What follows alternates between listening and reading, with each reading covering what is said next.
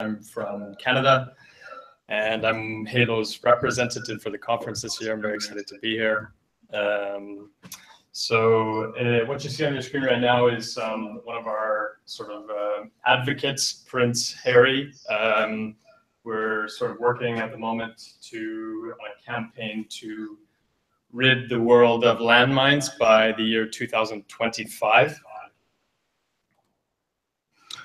So who are we? We destroy landmines and explosive remnants of war. So UXO, small arms, light weapons, bullets, bombs, really anything that you can think of or get your hands on. We've been around since 1988. We have over 8,000 staff. We're the world's oldest and largest humanitarian landmine clearance organization, and we're HQ'd in Scotland. So this is a picture of Princess Diana, who did a little bit of work with us, visiting the countries of Angola and Mozambique just before her death in the late 90s. So where do we work? Colombia, Ivory Coast, Angola, Zimbabwe, Mozambique, Somalia, Somaliland, West Bank, Kosovo, Ukraine, Georgia, Nagorno-Karabakh, Afghanistan, Sri Lanka, Myanmar, Laos, and Cambodia. 16 different countries or unrecognized territories. So this is what we do. Landmines, these are anti-personnel landmines, Russian-made. I'll just go through quite a series of quick slides explaining what we do. This is anti-tank mine. So as you can imagine, not very pretty when you drive over top of one of these. A landmine victim survivors in Cambodia with prosthetic limbs. These are the ladies in Africa walking along the minefield, which you can see delineated by the red stakes. So to the right of the red stakes, you have a suspected hazardous area where we think there might be a presence of landmines. So these ladies walk by the minefield every day in the morning to go get their water for their daily cooking and cleaning. Access to ammunition that's not stored properly. We do some work with this in terms of trying to store ammunition properly, or actually destroying the image or the ammunition outright. This is an anti-tank mine demolition in Angola. So as you can imagine, makes quite a big boom destroying these types of ammunition. Female deminers in Sri Lanka. Gender is a big part of the things that we do. This is the deminer's toolkit. So you can see protective armor, metal detectors, which we use to locate signals in the ground, metal signals, visor, as well as some tools used to cut grass and excavate the soil. This is our program, our biggest program in Afghanistan, about 4,000 employees, 99.9% all Afghans. Been there since 1988. This is Kabul. This is what a minefield looks like. So clearing a minefield, so you have a team of deminers with 1 meter lanes, so they go up and down the lanes, excavating and using their metal detectors to try to locate signals. When they find one, they get down and excavate and try to identify if it's a mine or if it's another piece of metal lying in the ground, perhaps a bullet or a tin of food, something like that. When they find a landmine, the teams get back and they do a demolition in situ right there and destroy the item immediately. Weapons cutting, destroying lots of weapons. This is in the Ivory Coast.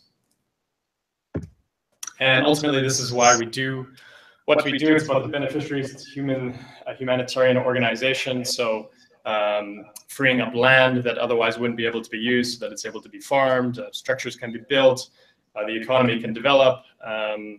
So we help some of the most vulnerable people in the world go back to their homes after a recent conflict, perhaps a civil war. So we can get into the map, the GIS, Google Earth sort of side of things.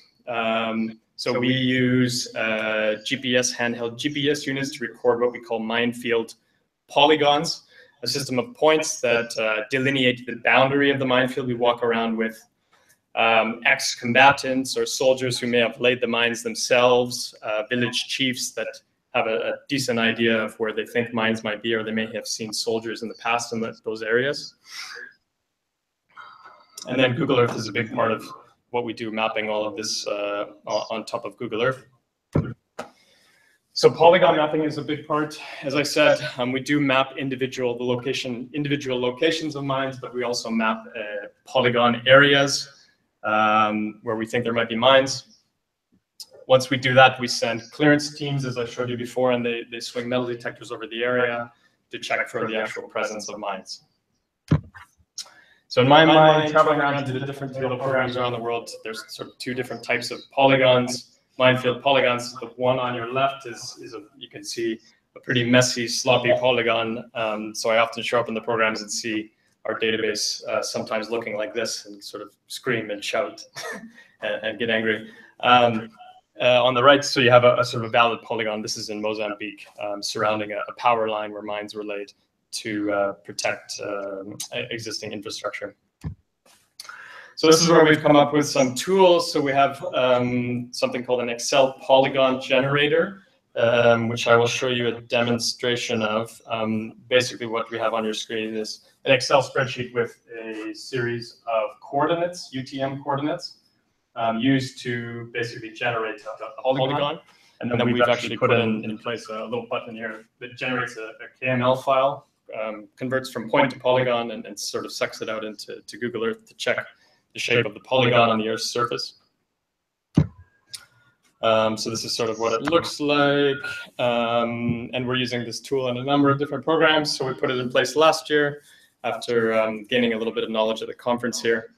So we use it in Somalia, in Colombia, Afghanistan, Angola, Myanmar, Syria, Somaliland, and others. So this is one of our young data clerks in Mogadishu, which I'll be going to next month, where they use Google Earth Pro to map minefields. So we'll see if this works. I'm just going to hop out. Hopefully you guys can get a quick idea of how we use the tool. So this is in Myanmar, which we're just starting to do survey. You may be familiar with Myanmar, but their government and military, they're just slowly opening up to foreign NGOs. So again, what we have is a series of coordinates on our Excel spreadsheet, which our data clerks are entering. And what they have here, if you see here, the purple and the blue columns, so this particular polygon corresponds to these purple and blue columns. So these different coordinates for each of the polygons. So this is great. We can see the shape of the polygon, but this particular polygon could be in Antarctica. So how do we know it's actually on the correct physical spot on the Earth? We have a little bit of code, which I won't get too much into detail, a little bit of Visual Basic code, but it ends up generating a KML on your C drive, and then it opens up directly in Google Earth. So we have a lot of people that they perhaps just got out of a civil war. They don't have an advanced level of education. So it's very useful for them, not being GIS experts, to be able to go and see different physical spots on the Earth's location. So this particular polygon is a suspected minefield in very close proximity to the nearest village. We can go into Google Earth and just make it a little bit visible for you. We can go to another polygon, and what we can do is just sort of walk through and step through and check out all the different polygons and make sure that they're in the correct place. As you can imagine, it's quite important to have your minefield polygons or areas in the correct location. This particular polygon here, this is actually one of our first minefield areas or polygons in Myanmar. What it is there's a village here, and you can see a road sort of coming up through there. And what is happening is that there's an armed group, a military armed group, that is actually not in favor of the construction of this road. So what they've done is put a mined area right in front of the road so that they can't build this road down to the nearest village. So the armed group is sort of in conflict with the government. The proposed road that the government wants to build is down to Tamtonji. So that's why they've put mines there. So we'll just hop back into the PowerPoint. So same tool, they're using it in many different programs. As I said, these are the young data clerks in Angola, where they're using this tool, as well as, like I said, in Myanmar. So quite a few of our programs are using this tool. The second sort of case study that I wanted to talk about is the historical imagery, which a lot of people use in Google Earth Pro. So on the left, just some quick photos, 1997 Angola, Princess Diana, sort of walking through the minefields there. And on the right, 2015, you can see the community has sort of bounced back, and people are getting on with their lives. So in Google Earth Pro, we have in 2005 in a place called Huambo, which is the second biggest city in Angola. It's about 500,000 people. You'll see some different green areas on your screen, and these are minefields that were cleared by the Halo Trust in approximately 2005, 2006. So the minefield sort of in the top right of the screen near the Huambo Central Square. This is sort of the center of the town. This is where Princess Diana actually walked with Halo. And we cleared 28 anti-personnel mines and 313 unexploded ordnance in 2005. If you go just a little bit down left to the other green polygons here, we have a series of minefields that were actually laid around a military base to protect that infrastructure during the Civil War back in the late 90s. So each of those polygons actually, we cleared over 1,000 mines. So 1,000 mines, 1,000 mines, 1,000 mines, over 3,500 mines in 2005, 2006. So this is 2005. We can just flip forward to 2016, and you can see that the city has sort of bounced back quite a bit. 2005, 2016. So you can see that once we remove the threat of landmines, a lot of these countries, they just really start to bounce back, and development can take place. So there's all sorts of examples that we have like this at the Halo Trust. Georeferencing sketch maps. So every minefield that we do, the teams, they do a paper sketch map in the field. So what you see on your screen is one of the minefields there. Those red dots that you might see on your screen, those are anti-personnel mines that the military laid around to protect their base. So what we're doing in Google Earth is georeferencing those and putting them into Google Earth so you can get a more of a clear picture of exactly how things laid out. Just hop into a quick demo there as well, without spending too much time. So we map everything in Google Earth, all of the minefields, the surveyed ones, the completed ones, all of the mined roads. There's big problems with mined roads in Angola. So if we just go into a sketch map there, it's the same demonstration that I just sort of showed you in the PowerPoint. So you can see using the transparency slider, sort of how that particular polygon fits on top of the sketch map, or how the sketch map fits on top of the polygon. And then, as I mentioned, it's the same. I think the imagery is still the same from when we did this a year ago. So that was the military base there back in 2005, the Bairro Militar. And then since then, the military base has been decommissioned and the city's just been rapidly growing. The last use case is in Colombia, which I just got back from last month. So we have a problem there, or not a problem, but a challenge there, where we have sort of a headquarters in the capital city, Bogota, and we've got 5 different sub-locations all entering data. So it's difficult to kind of sync all that data up into one central database. We've got, excuse me, challenges with the rural environments. So this is one of our locations in Sonson, Colombia. So how does the data all flow from these very remote locations into the headquarters? So we've got a new cloud-based system where data is entered from the field, and it gets automatically sort of synchronized up into a cloud database viewable in Bogota. And where Google comes in is we have a Polygon checker, very similar to what we had before, that uses the Google Maps API to visualize those polygons. So as soon as our data clerks enter the data, it immediately creates a polygon preview and says, oh, well, you're entering an invalid polygon. First, it's not in Colombia, or number two, it's crisscrossing all over the place, so you please re-enter it again. And then in Bogota, they have all the, as soon as the data is entered, they see the minefields pop up immediately on the screen. And then we have, in Google Earth, we've got KML network links from ArcGIS server. So as I said, the data is 100% live.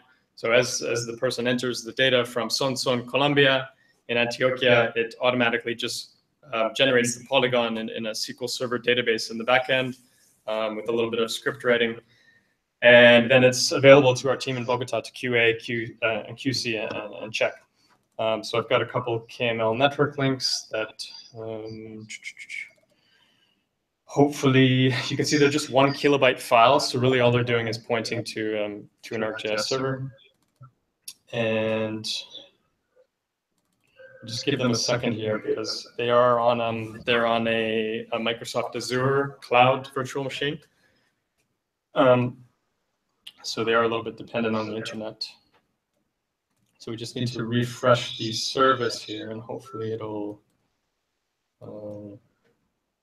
give us what we want to see. You can see it's sort of going. Yeah, there we go. So these are all the minefields. You can see Bogota here in the middle. We've done quite a bit of work in Antioquia near Medellin. Some work down in Tolima, which is where some of the armed groups started, like the FARC, if you're familiar with Colombia, who just signed a peace deal with the government. And then down in Meta. So these are all the points, minefield points. We've also got some minefield polygons to delineate exactly where the minefields are. And let's see, for example, this is a minefield here in Meta department. We can click on here and get quite a bit of information. So the military in 2016, the Ejército had been fighting with the FARC. You get a picture of the minefield. This particular minefield was funded by the United States. The money came from the United States government to clear that minefield in 2016. So then what our teams can do is they can come in and just take a look, and then they can go and make a quick map print, and come in and enter the code for the minefield. Maybe it's February. When did they clear it? February 20, 2017. It's 3,500 square meters, and they found 25 anti-personnel mines, for example. And they've already got the title, the legend, the north arrow, the scale bar, and they make a quick print, and they don't need to know any GIS. I think the two previous presenters mentioned how much they were doing training with large groups of people. So we do the very same thing. We sit down with a lot of people that have very limited computer skills and show them Google Earth, and they're up and running.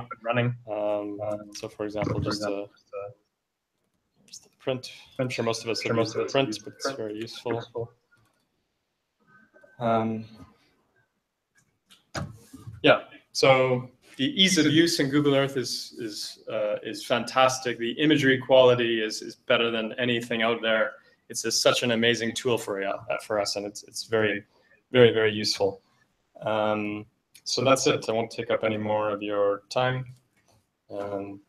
This is a deminer in Colombia with the metal detector. Her family was actually, she had a problem with one of the armed groups, and her family were killed by one of the armed groups. So she's one of our deminers now. She has a very interesting story. Yeah.